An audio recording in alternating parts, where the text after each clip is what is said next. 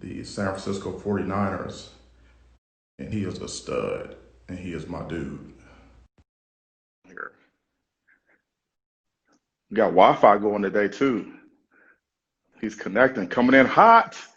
What's Robbie, up, Mel? what's up? Good as gold. Dude, you're upgrading your set back there. You used to have a TV, now you got pictures, you Yeah, got man. football helmets. I had to relocate, man. I had to. There was an echo in that room, so I set up another room down in the basement, and now I'm ready to go. I got a little background, got a little Letterman's jacket over here, a little helmet, some cleats. So I Is got the that cleats. I love it. Is that Yeah. Letterman? Can you fit in that Letterman jacket still No, or no, no. Well, I'm a Badger, so like that's my Letterman's jacket is like up in the closet somewhere, like mothballs type deal. Yeah, you and me both, buddy. No Plus, I'm doubt. a, I'm a little thicker than I was back in the day. Lifting more weights, huh? Yeah, right. More muscle mass. No doubt. How you been, bro? Everything's good. Just enjoying this family time. Obviously, nobody wants to be going through what we're going through, obviously, with the unprecedented times. And for Yeah, me, it's been kind of unique to spend this time with my family because 3 of the last 4 years I've been on the road 7 months out of the year. So to watch my boys grow up yeah, and play baseball and go out and teach them how to ride a bike and things like yeah. that have been pretty special for me. And, I'm thankful for everybody who's on the front line fighting a good fight and allowing me to be able to do what I do. So everything's great. How about you? Hey, man, I can't complain. I'm just living the dream. You know me, I'm rolling with the punches, and I mean it's a crazy time, but we're gonna grow through it, man. We're gonna make it happen. At some point we'll be back and we'll be rocking and rolling. I like your background, man. Are you a guitar guy? I wish I could. I mean, I wish I could rip a guitar. That would be unbelievable to me. But no. So my guitars in the back. These are all guitars that I kind of collected. I'm in my Oh, office. okay. So I have anybody from Toby Keith to Alice Cooper, Darius Rucker, Phil Mickelson, Brad Paisley, Maroon Wow. 5, REO Speedwagon, Whoa. Plain White Tees. Yeah. So. You're not playing around, bro. Like, how'd you get those? Some through events and then some through just meeting the guys here when they come through Chicago at some of the Alice Cooper I met at a golf outing. That was a lot of fun. That was for Steve Young. Um, Brad Paisley is a good buddy of mine. I saw Darius when he came through Sweet. Chicago with a buddy. Um, and then REO Speedwagon, those guys, they're a Chicago group. So I have a friend of mine who sent me that. But yeah, I mean, I love collecting things. I collect helmets. I have all 32 helmets. I get autographs on those. I have every Super Bowl football. I'm trying to get all the MVPs on those, which is kind of cool. I got those through Wilson here, another Sweet. Chicago-based company. Sweet. Yeah. It's funny. I went to the Pro Bowl in '06, Mm, my first full year in the league. yeah. And I remember showing up there and I had nothing. And I was like, I'm with Peyton Manning, Tom Brady. I'm like, Robbie, what are you doing? You're gonna go get a napkin from the pull bar to like go get autographed, right? So I always told myself that I would start a collection of things just to have and eventually pass on to my kids, but Yeah. just so I can tell people memories and all that kind of stuff. Yeah. Well, that's good, man. I see a piano back there too. You collect those, or are you actually like a pianist? No, so my wife grew up playing the piano. My in-law, mother-in-law, my in-laws, they all of them played the piano. My kids are starting to learn how to play the piano. So, Oh, okay. uh, it was a gift for our wedding from our in-laws. And then, Nice. Nice. what's Very gonna be nice. unique is one of my goals is when I'm done playing football is I want to learn how to play that thing. It's Really? just collecting dust right now for me, but for my kids, they're learning how to play, and I think it's a really unique quality to have Yeah. to build upon, right? So, Yeah. I always said, I don't, and I'm sure you're kind of the same way. Mhm. If my kids want to play sports, great. If they Sure. Sure. don't care, right? I think Exactly. a lot of it for me is if they are very respectful, if they listen to people and they treat people the right way, then I'm doing something okay as a dad. Yeah. And I have a great wife too, so that kind of Yeah. helps. Yeah. No doubt, man. I tell my kids like as long as you're doing well in school.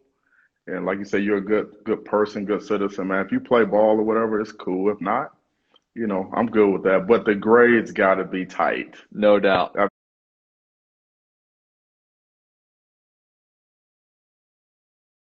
we need to have the academic situation. That man, the kids do that, and they do a great job. So I can't complain about the boys and what they're doing. But hey, I got some questions I want to ask you, man. Okay, hit me with your best shot. You one of my favorite guys ever. I mean, now just going back, I met you when I was coaching for the Bears, and for some reason, I'm a defensive coordinator. You're a place kicker. We kind of hit it off. I don't know if it was like because I was really cool with Joe D, that type of deal. But I don't know. Is that like a normal relationship to be cool with the DC and you're the place kicker? Or Yeah, here's what I enjoy. I enjoy football, not necessarily position by position, but something I love is I love learning about the game of football. And there's a lot of situations for me that will be predicated upon the defense and helping them with the punt game and or the offense and field goal kicking and kickoff. So right. I think something that was really cool for me is I've been able to have some really great relationships with a lot of my coaches. And I think something that allowed me to gravitate towards you was just your family, your background of being a coach, your experience. Yeah, for sure, being close with Joe D helped. But I think what I love the most is just being able to. Hey, listen, as a kicker, I have a lot of time on my hands. So I'm trying to find ways to kill. You guys are in between periods. I'm going to take every chance I can to kind of kick it with you guys. So, it was awesome for me to be able to pull from you from a lot of different things. And I'll always remember going to dinner and telling stories and having fun. And those are things for me that I hope that when people play sports and my kids do things, that they pull from those relationships. Sure. Because that's what I'm going to remember the most. So, I love having relationships with my coaches and players, but I think a lot of it came to me through just kind of your background and where you've been. And, now you're in the Big Ten coaching against my Nittany Lions. Take it easy on them this year. Yeah, right. We'll see, man. Speaking of Nittany Lions, coming out of Penn State as an undrafted free agent, how hard is it to break into the NFL as a kicker, undrafted? I mean, it's a relentless grind. I know it's got to be. Well, I had a really good sophomore year. I came into my senior year really excited because I was kicking the ball great. We had a lot of holders, a lot of snappers, a lot of things that kind of were turning over. I actually played one of my best games that year against Michigan State. We always had played Michigan State last as our land grant trophy. And I know a couple weeks before that I missed a chip shot field goal against Iowa. And I remember walking outside of the gates at Penn State and I said, Dad, I just don't know if football is like for me, like what? I just had such a tough senior year. It was kind of draining. And my dad's like, listen, go try it. Just put everything you have into finishing your grades. You're getting a great business degree. Right. You can do whatever you want after that. You have a lot of things lined up, but just give it a shot. So here I am, a free agent kicker. I had to choose between New England, Pittsburgh, and Detroit. And ultimately I picked New England because I thought that I could go up there and learn a lot from those guys. But they're also coming off a Super Bowl. So if any team is going to look to pick players off of a roster, it's going to be from that roster, right? Sure.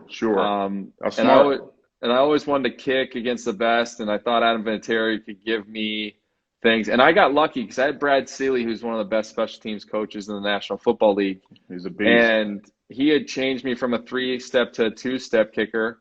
I had Josh Miller and Lonnie Paxton, 3 unbelievable pros that took me under their wings. The worst part about it is I had to make cookies every night. And take cookies and milk. Yeah, in training camp. Tell me how about rookies that. get treated, right? So every night I had to take these guys cookies and milk up to their room when we got back from practice. So that was kind of they were great. You never had to pay for anything. You didn't have to do anything over the top. You just had to make them cookies. So I befriended the people at the hotel, and they always had my cookies ready so I could take them up to them at night. But I think the unique part about being a place kicker is that there's only really 3 or 4 positions open every year. Yeah. And sometimes there's more. But you just have to wait for your opportunity and take advantage of that opportunity. So you started off in New England, and then didn't you go to the Ravens before you got to Chicago? Yeah, so I went to Baltimore on the practice squad. I was supposed to be the kickoff specialist there. 3 weeks after I got there, I got cut, and I went back to home. I was 3.5 hours away, And I just remember I would get up in the morning, go work construction, and then go kick and work out afterwards and just kind of repeat. So Wow, yeah. I was working on a Friday at the construction, who's a really M&R Construction, is a close family friend of ours. Hmm. And Robin Wilkie from the Bears, who was Jerry Angelo's assistant, kept Yep. calling I just kept hanging up on her, man. I was like, yeah, whatever. I thought it was my friends. I was like, forget this. Yeah, and kept hanging up. And sure enough, it was the Bears that wanted me to come out and try out. So I literally hopped on a plane on like Thursday night, I think. I tried out on Friday, and Friday afternoon I was buying a suit. I'll never forget it. So the Chicago Bears, they always travel up by a suit. I didn't bring anything with me other than just like, okay, weekend clothes, whatever. Right. They're like, well, you're gonna need a suit. I'm like, all right, whatever. Let's go to the closest shop and get one. So I'm going through, I'm picking out this suit, and next thing you know, the guy's like, that's gonna be $2,500. I'm like, oh, I can't do that. I haven't collected a paycheck Yeah, yet. like No I have no chance. money. I have no money. I'm like, let's go on the other end of this. Let's make it just no stripes. Let's make it just black. Give me some nice shoes. Basic. Yeah, and what's funny is I ended up playing my first ever career game in your hometown in Cleveland. Wow. And that's where I got That's my my start. brownies. Yeah. That's my brownies. So Cleveland has a special place in my heart. It's not easy to kick in places like Chicago, places like Cleveland. I mean, like when you got the call from Chicago and you got there, did it ever go through your mind like, whoa, like this is gonna be like Soldier Field and kicking down there, and I mean, it's not like being like in a dome or something like that. You know what's funny is I didn't even think about it. When I got the job, I was just happy to be able to play. That's all I wanted Yeah. was an opportunity. And I Mhm. remember I was 3 for 6. We were down playing at LSU Stadium against the Saints because it was during the hurricane, and they had to relocate between there and the Alamo Dome. And I hit a 29-yard field goal, and I celebrated like I hit a 54-yard field goal. But it was my first ever game winner, and that was kind of when it clicked for me. I was like, you know what, I can do this. Yeah. And then Patrick Manley and Brad Maynard and Dave Tobe and Kevin O'Day and Chris Tabor, all these guys have been lucky enough to be around to just say, Yeah. hey, take it one kick at a time. And because we always kicked outside with Lovey, kicking at Right. Soldier Field was like a walk in the park. So I had already had kicked in snowstorms and rain. Like Yeah. Lovey was like, it's bear weather, and that was our advantage. So Yeah. I always said to myself, if I can kick in Chicago, I can truly kick anywhere. And kicking in places like Cleveland, Pittsburgh, Buffalo, yeah, they're extremely tough, but it's all a mentality. Yeah. Like, how do you take it? Like, Yeah. I could sit here and be like, oh man, I'm kicking in San Francisco. It's crazy windy. Well, I could do that and lose a job, or I could say, hey, let's go do this better than anybody else and just have Sure. fun doing it. What was it like, man, being in Chicago all those years, and then next thing you know, you're out in San Fran. I mean, you're a PA guy, you're in Chicago. Now you're out on the West Coast. I mean, what was that transition like? It's like a coach. I've been really, up until that point, I've been really lucky. I played in one organization for 11 years. I'd met my wife. I started having a family. All my roots were here. I was the all-time leading scorer for the Bears. I figured that I have the ability that I could play here for a couple more years, maybe, and finish my career as a Bear. But I didn't get that opportunity. And I think for me, it was a wake-up call, and it was great because I got a chance to refocus on myself Yeah. as opposed to worrying about, new coaches coming and going. Who's my coordinator going to be? What's going to happen? And, for me, it was great because I got a chance to really focus on what I thought I got away from the last couple of years in Chicago. I love it here. Chicago's obviously, Yeah. my home. It's a Right. very tough city for me to leave. Yeah. But for me, I was able to play for the Giants for a year, which was incredible. And the Mara family and everybody in the organization was absolutely amazing. And we went to the playoffs. We lost to the Packers. And then I come out to San Francisco, and I was able to play with people I knew. I played with John Lynch in a Pro Bowl in '06. Wow. I had met Kyle through the NFLPA, Sure. going to the combine, right? So I'd had some familiarity. Stan Kwan was the first guy to ever work me out. So I was really excited about, and I was really excited about getting started in San Francisco because I thought it was a new start, warm weather. The travel for me and my family was difficult because they have stayed in Chicago. But like coaches, you don't complain about it. This is what you Right. do. You're lucky Right. enough to do it, and you got to make decisions that make sense for not only you, but your family. That's right. But I've loved it. I mean, I've had a chance to watch how a rebuild works. and we played in the Super Bowl. Obviously, we were on the wrong end of it, but it was pretty unique to be a part of something for 3 years that you put so much work into. That was a great Super Bowl. What is it like? You kicked in multiple Super Bowls, so is there a difference like kicking in a preseason game versus a regular season game, playoffs, and then a Super Bowl? Like, do you give it a little extra oomph, or are you like, what's that dynamic like? For me, I've always treated every game the same. And I always thought that if I kicked really well in preseason, that's going to give me the confidence I needed to kick off the season the right way. And I always wanted to start fast because I figured if I could start fast in Chicago, that's the best weather you're going to kick in for the first 5 or 6 weeks. Sure.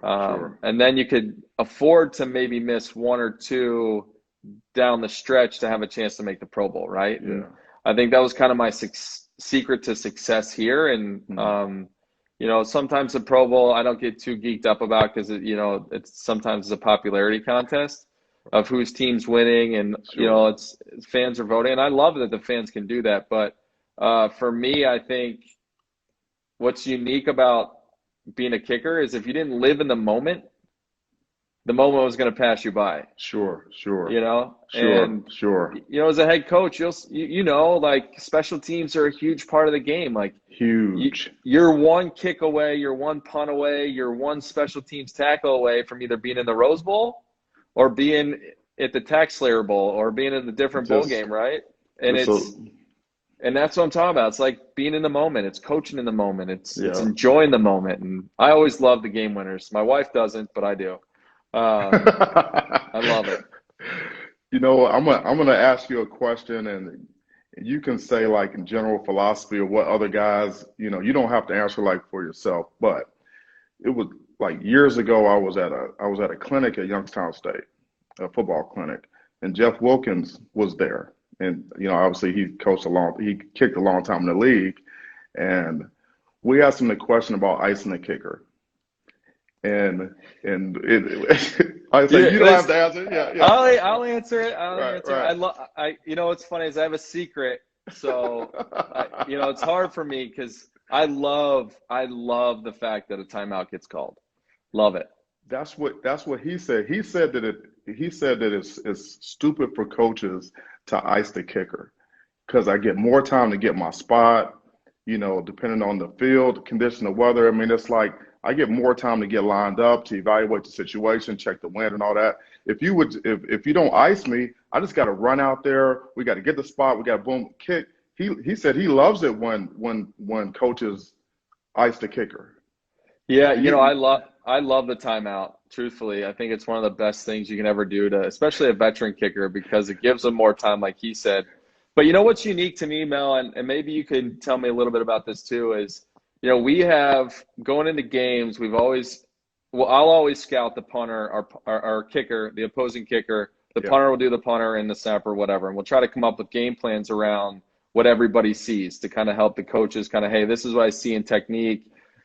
I'll always try to go back and watch their game winners and find out now whether they'll call a timeout or they should call a timeout based on the results, but also when to call the timeout, right? Like you don't call the timeout when I'm already set, you can snap the ball. You call it if you're going to call it for the O-lineman and get the defensive line ready. You call it when I'm one step back. I haven't even looked up at the stadium yet, right? Yeah. Because you're giving me all that time. So sure. I love when they do it. I think I can do a lot of things that would help me make the kick. But there's nothing like making a game-winning field goal. I love it. I absolutely love it. How many game winners have you hit, do you think? I think 16. 16 game winners. Yeah, I think so. Is there one that sticks out more than the others? The one kick that I remember that kind of propelled my career was we were playing the Seattle Seahawks. Lance Briggs had made a huge stop at the 50-yard line. Briggs. Huge play. Just jumping through, 4th and 1. The offense gets the ball back. They did a great job running the football for a few plays, and then they made this seam pass to Rasheed Davis, another undrafted free agent.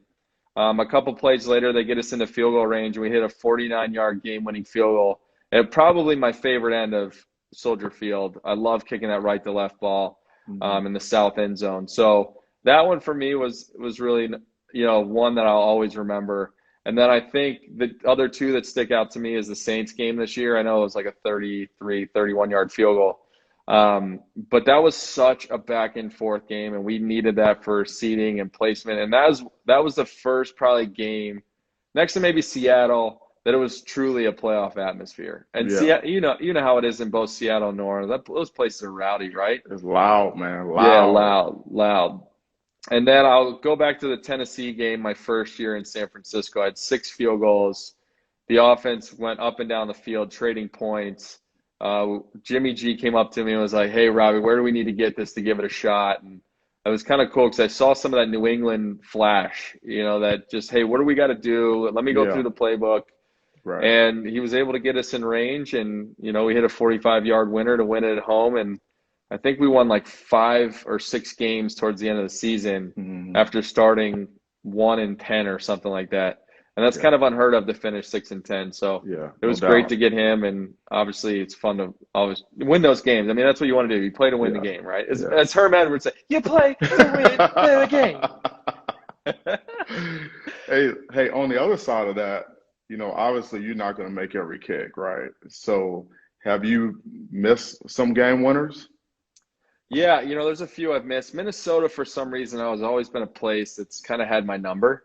I had my first child, Griffin. I was up all night. My wife was in labor delivering. We delivered at 1:30 in the morning. I got in at like 5:30 into Minnesota, and I had a great first half. And then we tried a 66-yard field goal at the end of the game. What year was this? I think this was the last year you were in. Was this 14? Yeah, I think so. I think it was the last year in Chicago. And then we kicked the game winner on second down. And I always just got upset because I missed 2 kicks that I could have made to help win the team. So, like, for me, I was there for my wife and my son, right? Yeah, and I was so exhausted. You never forget the firstborn. Like, I got to remember that, man. I remember that. I got to hold him for 5 minutes, and then I went and played a game. And the thing that hurt me the most was that I've always been really good at balancing my life.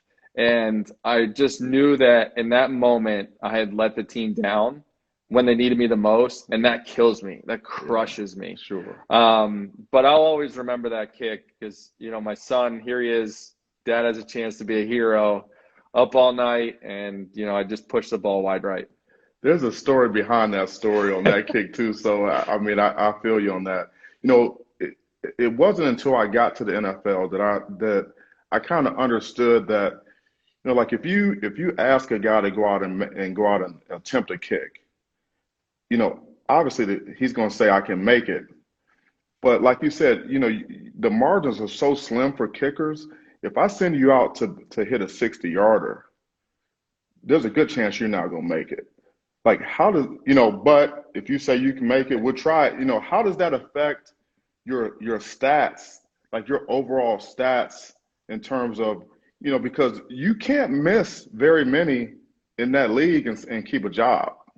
Yeah, I think I've never really looked at stats as being like, oh my God, I missed, right? I've always looked at stats as being like the ultimate like, I'll use this season, for example. I missed the most kicks I've ever missed in a season. We had 4 long snappers at a rookie holder, and that's not an excuse, right? Sure, it just isn't. But, when you have that consistency and you have those 2 guys that you've worked with for a really long time, the transition to San Francisco was extremely easy. Yeah. So, like, I go back to this year and say, okay, hey, what did I do great? What did I do wrong? What could I do better? And in the beginning of the season, I didn't do a very good job of my rhythm and tempo. And I was missing more kicks. So then I got hurt because I was overworking. I was trying to fix it. I was trying to make up for lost time of what happened in the offseason with the contract. Yeah. And then I turn around and I just wasn't smart. I mean, that was just a error of judgment on my part. And then I finished the season 16 for 17 and went on a nice streak. And the 3 of us started to get in that rhythm. And it takes probably 3 weeks for a new unit to really click and have that confidence. But, you're going to miss kicks. I think a big part of what happens is you just got to be honest about who you are and what you can do, right? I mean, if I can't make a 60-yard field goal, I'm not going to tell my coach, hey, I can go make this, and then it's 5 yards short. He's going to look at me like, I could have thrown a Hail Mary. You know, I could have done something different. I'm like, yeah, Right. I know. Trust me. Right. So Right. I think a big part of it is just trust between you and the player and the player and the coach. At some point, you were nominated for the Walter Payton Man of the Year award, weren't you? Did that happen? Yeah, 2 years ago. What's it like to even be considered? I mean, because I remember when Peanut won it, Yep. and like that's one of the most prestigious awards you can get in the league. What's it like to be nominated for something like that? I mean, that's pretty damn good. You know, I was always raised to give back and help others because I never got to where I was at today because I did it on my own. Right. No matter if it was the NFL, no matter if it was college, no matter if it was high school. Mhm. You know, I grew up playing every sport you could possibly think of. And I was always involved in the community, giving back. And I think for me, there were two moments with Walter Payton that will always stick out in my mind. Mhm. When you walk in the Bears facility, in the indoor facility, there's basically like a whole shrine to Walter Payton because it's the Walter Payton Center. Yeah. And I'll always remember him running with the kids on Lake Shore and just watching the things that he had done as an athlete that he used his platform for. And I think the things that got me excited was you never do charity work, you never give back to get an award. You just never, Right. I've never done it for that. I've always Yeah. done it to give other people an opportunity and or give them a moment where they're not worrying about something they're going through, right? Mhm. So for me to have the ability for the San Francisco 49ers to nominate me as their player for the Walter Payton Man of the Year meant a lot to me, not only to be nominated, but to also be in the category of Walter Payton, right? Like, Right. I'll never forget when I scored the points to overtake him in scoring as a Bear. And then he was third at the time because Kevin Butler was one. And I was like, oh my, Walter Payton? Walter Payton. Like Walter Payton, like the greatest Bear probably of all time. Of all time. And to me, that those are moments that are special to me because it takes 11 dudes to do it, right? It doesn't take like, oh, Robbie's the only guy scoring points. That's right. It takes a defense to make a stop. It takes the punt return unit to get in range or the offense to drive the whole way down. That's right. Really, I only get a chance to play if it's 4th and long or 4th and short, and you know, Right. we have a better chance of making the points depending on the game. So for me, I always appreciated those guys because I know when those offensive linemen come off the field, they're gassed, you know, and Totally gassed. yeah. And I think the other unique part about a field goal unit in the NFL is that you only have 53 players and only 47 dress. Right. So some of your star players on offense and defense on both lines are participating. Right. And I know how much it meant to them for us to win, but I also know how much it meant for them to be a part of those units. And it takes a lot of pride to be a part of that. And I'll appreciate every single guy for all 15 years, coaches, players, because I knew it was more than just that unit. 15 years in the league. You know, you come in undrafted rookie, you make it through, you're kicking the Super Bowls, but at the same time, you're like, you get married, you got a family now, you got the kids. Like, what is your proudest moment, like as a father, you know, to this point? Do you think? You know, there's so many, but there's really two stories that stick out. The first I'll start with is we talked about the Super Bowl. Mm-hmm. That is the most relaxed I'd have ever been for a football game. And Really? for some reason, when my kids come to the game, my wife comes, it's always a game-winning field goal. They went to New Orleans. I kicked the game winner. They came out to San Francisco this past year for the LA Rams game. We kicked a game-winning field goal. So for me, on the Super Bowl Sunday, I spent most of my time, because we didn't have meetings, I spent most of my time in my family's room, just playing catch with my kids, doing homework with my kids to catch up from the school that they missed. And that really put me at ease because I just knew that no matter what happens, I still have to go home and be a dad, right? Right. That's right. And That's one of right. the trips, my wife brought the kids out to come see me, and my wife texted me. She's like, "Hey, the pilots just asked hey, you coming? What are you guys doing in San Francisco? Or like, they're like, yeah, we're going to see my dad. And they're like, well, what does your dad do? They're like, hey, he's just dad. He does nothing. So I think being able to share those moments with a 6'4" and 1.5-year-old, something we've always done as a family is we've always taken a picture on the very first game of the home game of the season, and we'll always take one at training camp. Yeah. So I have pictures of my kids growing up, and when I'm done playing football, it's going to be so cool. And I'm sure the same for you. Your kids come out to practice or being ball boys. Speaking of which, I have a bone to pick. What's up? I can't do this during the season, but if all alumni can come back and blow the whistle. Come on, man. Come on. I love it. The Spartan Dogs, man, they can come back. They come to practice. If they want to blow the whistle, they can have the whistle. Hey, run practice. Get them going. I might just come to spring ball just to do it, just to say I was a coach for the day or something. Come on, man. Hey, you're always welcome, man. You're always one of my guys. I think it's important, man, and I know it's important to connect with the former players. I mean, you played a great place, and whether it's NFL or college ball, like the tie, the relationships that you have with your former players, it's invaluable, man. That's what the program was all about. You know what I'm saying? Yeah, it's kind of unique because everywhere I've been, they have really strong alumni bases. Penn State has a huge alumni base. The Bears, the Giants, the 49ers, they all have and welcome their guys back. I mean, when we were in New York, we had old Super Bowl guys that would come in and, say what's up before the game, and they would come through the locker room on Saturday mornings. And, same thing in Chicago and San Francisco. But I think there's a lot to the history of football. Yeah. And I could always resonate with those that came before me and those that'll come after me, right? So, I saw that. I was so excited. I'm like, I'm about to go coach. I'm like, I gotta go. I'm not even an alum, but I might have to start doing grad school there or something. Yeah, man. Hey, everyone's welcome. Are you going to pass along the kicking trade to your kids? Are you going to teach them how to kick and say, hey, listen, you can make a lot of money doing this? It's funny. I don't care. I really don't. Like, I don't want my kids to live in my shadow. I don't want them to have to be like dad. I want them to kind of pave their own path. I'm doing some stuff out here because of the quarantine and the stay at home. I bought like a little Franklin Sports uprights that I could use for like a narrow target practice. And they'll go out and they'll shag balls for me. They'll kick for me. And then they'll be like, hey, Dad, I want to kick. I'm like, yeah, that's great. Let's do that. They'll play baseball. They'll play soccer. I mean, whatever they want to do, it's completely up to them. I'm not going to force them in any direction, but eventually they'll find a passion. And the only passion I truly hope they find is golf. That's one of my diehard get away from golf. So I was going to ask you about golf. How is your golf game right about now?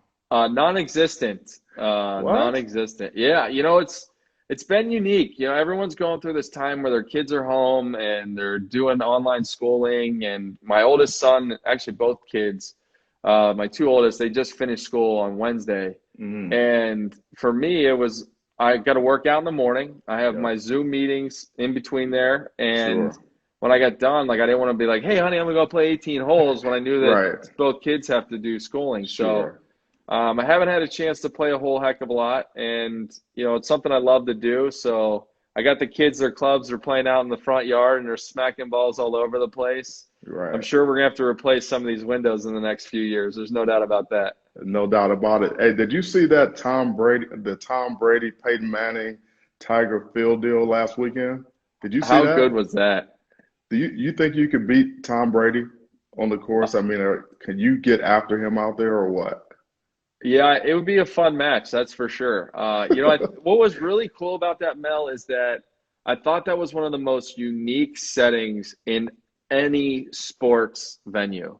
You had two guys in golf and you have two guys in football who are absolute rivals.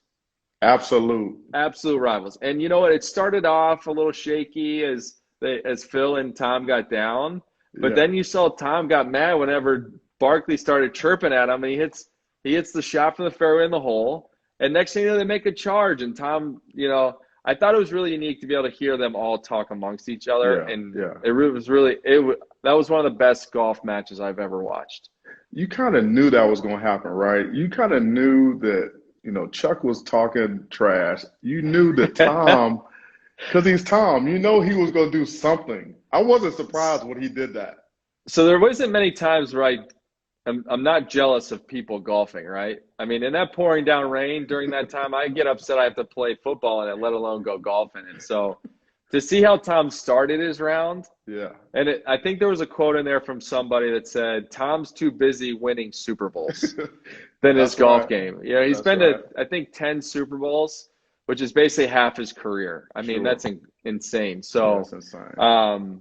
But I thought it was really cool to see how even Tom would chirp to Payton about, hey, the only man that could get to me was your brother, kind of thing. So it was really cool. Or like, hey, Eli only shows up in the fourth quarter. So I thought it was really cool to see those guys all interact with each other.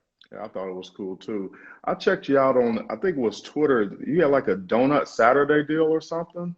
Oh, Mel, my kids. Tell me what's going on with what is that? Like, what is it? So in our household, Pizza Friday and Donut Saturdays are like a go-to. So we try to find different pizza shops around the area, and you can do pizza anywhere, so it's kind of nice. Yeah. We don't have to cook, we don't have to clean up. It's literally like pizza, salad, close up the box, throw it away, and no big deal. Donuts Saturday, my kids love donuts. I'm a diehard chocolate frosted donut guy. So we used to just go to like Dunkin' Donuts and or Stan's Donuts here in Chicago. And I said, let's hop in the car. We haven't been out of the house in a long time. So we started driving like 30, 35 minutes to go get donuts. We'd eat them in the car, and it kind of became a family ritual. So the Gold household is stacked with pizza on Friday if anybody wants to come over, and we got awesome donuts on Saturday morning. That's sweet, man. That's priceless. So your favorite donut is what? Chocolate frosting. Chocolate frosting. See, for me, like I love donuts, but like if I eat like one donut, 5 pounds right there. Well, that's why that Letterman jacket behind you can't fit. You got to get away from the donut smell. Got to push the donuts away. You can't participate in that Saturday morning ritual. I cannot do that. Not at this point. Hey, so tell me what else you got going on outside of ball, man. You got this kicking it with Robbie deal. Like what all you? I know you always have some things going. So tell me about what you got going on. Yeah, so the first thing is I started my own company. It's called Alumni. We have an event software management company. So we have a system that basically runs any type of events, from business to business to charity events to buddies golf or pub crawls or anything like that. So I've been busy doing that. And then one thing I wanted to do when I came out of this quarantine is I wanted to come out of it with one, I'll call it quality, that I didn't have before it started. We've been in this for 3 months now. So yeah. I decided to start this web series called Kicking It with Robbie and start talking. We'll have you on, Mel. That'd be great. I'd love to have you. You'd be a perfect guest for it. We talk about success and motivation. We talk about, like for you, it'd be great to talk about communication and how it is to, it's something that always resonated with me when you were a coach, is that you treated me, even though I was 33 years old, like I was one of your own, right? And I think that's what's unique about in the position you are now. So to be able to have people tell their stories and understand that, there's highs and lows and how they got to where they are with help. You got a really cool story. That would be a lot of fun. We would talk about, Tressel, Saban, Barry Alvarez. We can talk about recruiting, not like who you're going to recruit or anything like that. Sure. But just, how because I know you have a lot of cool stories about going into houses. You've coached for some amazing people, and it's fun for people just to kind of hear those stories. Yeah, well, that's great, man. Well, yeah, I'll be happy to come on. Anytime you want me to come on, I'm there, bro. You don't got to worry about that. And, man, I really appreciate you coming on with me tonight, man. I know last week we tried to get it going, and I had like a little Wi-Fi issue, but everything is perfect. I appreciate you taking the time. One of my favorite guys of all time. I really just cherish our relationship and our friendship, and and it's going to continue to grow. I'm pulling for you, bro. How many more years you got left out in that league, man? I have a few. It's kind of unique because I'm at an age where there's I want to get 400 field goals and 2,000 points. I think that'd be kind of unique to do. But I also know that I want to be a father and a husband. And I think those are things I want to watch my kids grow up. I want to coach their sports. I want to be involved. So I'm going to play until the leg falls off, or, either side says I can't do it, or my wife and my kids say, hey, Dad, it's time for you to be home. So I want to win a Super Bowl. I think that's a big goal of mine, and I'm not going to stop until they tell me no, basically. So we'll see what happens. But I appreciate you having me on, Mel. It's always great to talk to you, and anything you ever need, I'm here for you. Tell your kickers to reach out to me, your special teams coach. Appreciate that. Love to help them out. So anything you need from me, just let me know. I appreciate that, bro. Hey, man, thanks for coming on, man. I'll talk to you real soon. All right, buddy. Be good. Take it Okay. easy on my Nittany Lions, would you? I can't make any promises. Take All care, right, Robbie. be good. Yeah, we'll see you, buddy. Man, that was Robbie Gould. Good as gold. Just as you can see, a great guy. Really enjoyed working with him when I was in Chicago, and I'm really pulling for him. He's had a great career, and he's going to continue to do great things. And I appreciate you guys spending some time with me tonight, and I'll catch you next week. I think I got Daniel Jeremiah coming on, and we'll check him out. He's a beast. I worked with him with the Browns many years ago, and we'll just keep it moving. We're going through some tough times right now, but we will get through it. We will grow through this, and we're going to continue to have a little fun with it. Looking forward to football getting back going, and once it does, we'll hit the ground running. So you guys have a great weekend, and we'll talk to you soon. We'll see you soon. Go Green.